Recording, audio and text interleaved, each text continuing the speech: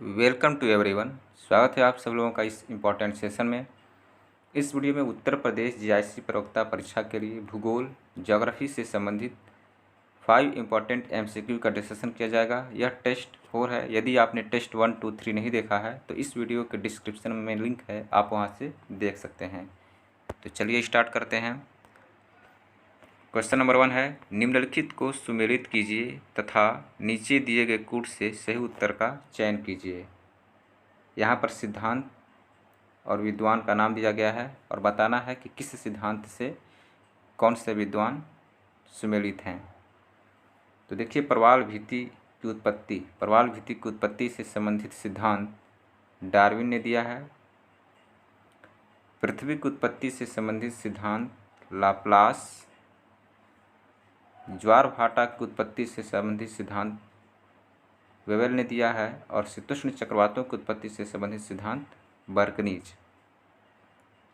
तो ए का 3, बी का 4, 3, 4, 2, 1 ऑप्शन सी इस क्वेश्चन का सही आंसर हो जाएगा। ए का 3, बी का 4, सी का 2 और डी का 1, 3, 4, 2, 1 ऑप्शन सी इस क्वेश्चन का सही आंसर हो जाएगा।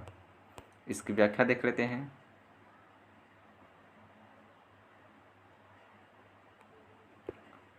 तो देखिए, पृथ्वी की उत्पत्ति से संबंधित सिद्धांत निहारका परिकल्पना लाप्लास ने दिया था।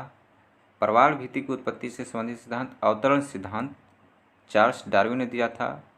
ज्वार भाटा की उत्पत्ति से संबंधित सिद्धांत प्रगामी तरंग सिद्धांत विलियम वेबल ने दिया था और शीतोष्ण चक्रवातों की उत्पत्ति से संबंधित सिद्धांत ध्रुवीय वाताग्र सिद्धांत बर्कनीज ने दिया था। क्वेश्चन नंबर 2 है, जैवीय विविधता अधिनियम भारत की लोकसभा ने किस वर्ष पारित किया? ऑप्शन है 2005, 2001, 2002, 2007। इसका सही आंसर होगा ऑप्शन सी 2002। जैव विविधता अधिनियम भारत की लोकसभा ने 2002 में पारित किया। इसकी व्याख्या देख लेते हैं।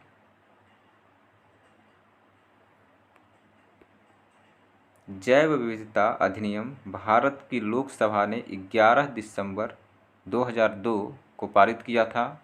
सर्वप्रथम अमेरिकी वनस्पति शास्त्री वाल्टर जी रॉजन ने जैव विविधता बायोडायवर्सिटी शब्द का प्रयोग किया। विश्व जैव विविधता दिवस वर्ल्ड बायोडायवर्सिटी डे प्रतिवर्ष 22 मई को मनाया जाता है। क्वेश्चन नंबर 3 है, निम्नलिखित युग्मों में से कौन सा युग्म सुमेलित नहीं है? सिद्धांत और विद्वान का नाम दिया गया है। तो देखिए, कोटि आकार नियम यह सही सुमेलित है। संकेंद्रित क्षेत्र सिद्धांत बर्गेस ने दिया है, यह भी सही सुमेलित है। और केंद्र स्थल सिद्धांत क्रिस्टारर का है, यह भी सही सुमेलित है। ऑप्शन सी बहुनाभिक सिद्धांत बेरी ने नहीं दिया था, इसलिए यह युग्म सही सुमेलित नहीं है। तो इस क्वेश्चन का सही आंसर हो जाएगा ऑप्शन सी बहुनाभिक सिद्धांत बेरी, यह युग्म सही सुमेलित नहीं है। इसकी व्याख्या देख लेते हैं।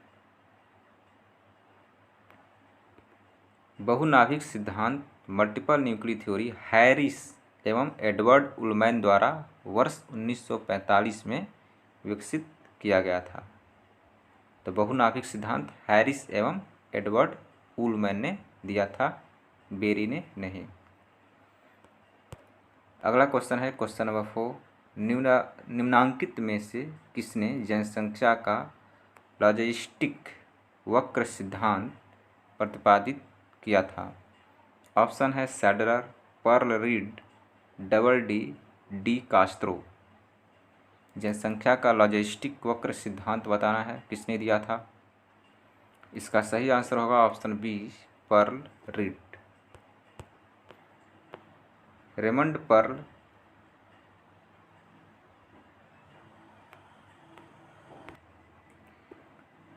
पर्ल तथा लोवेल रीड द्वारा जनसंख्या का लॉजिस्टिक वक्र सिद्धांत प्रतिपादित किया गया।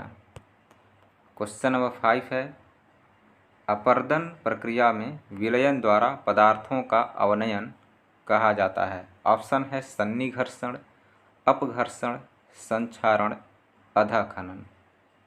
इसका सही आंसर होगा ऑप्शन सी, संक्षारण। इसकी व्याख्या देख लेते हैं। संक्षारण या घोलीकरण, कोरोजन और सॉल्यूशन। अपरदन की प्रक्रिया में विलयन द्वारा पदार्थों का अवनयन घोलीकरण या संक्षारण, सॉल्यूशन और कोरोजन कहलाता है।